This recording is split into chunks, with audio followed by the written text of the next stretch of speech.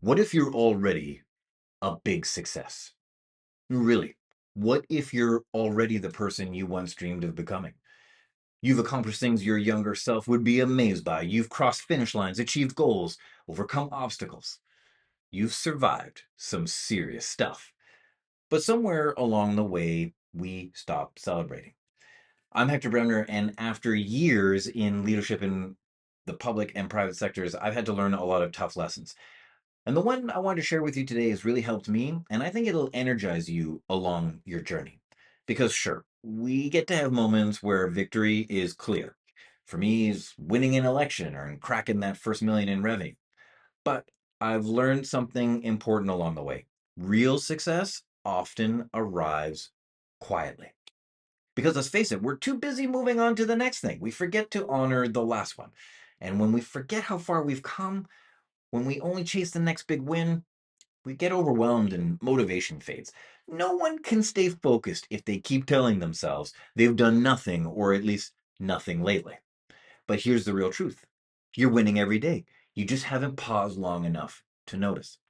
Why is that? Well, psychologists say it's because we're too deeply inclined to compare ourselves. We weigh our accomplishments against others whose circumstances and situations may make those comparisons completely pointless instead of just letting our work live in its own proper context. And of course, if there's no award, the post doesn't go viral, and there's no public recognition, we discount what we've done. We love immediate gratification and the dopamine hit it gives us. Again, it's natural for us to do this, but it's important that we don't. It eats at our motivation and can lead to short term thinking in our strategies. So, how do we beat these feelings?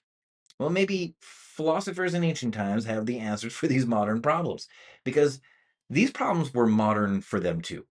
Epictetus died a long time ago, in the year 135, for example.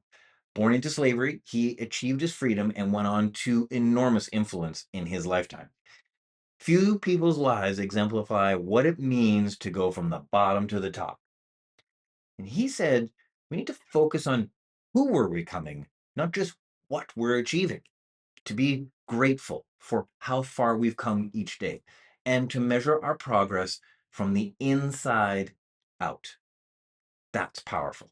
Because when success becomes silent satisfaction instead of public recognition, we find peace, purpose, and power.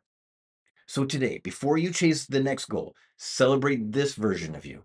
You've earned this moment, and it might just give you the energy to take on whatever comes next. Thanks for listening.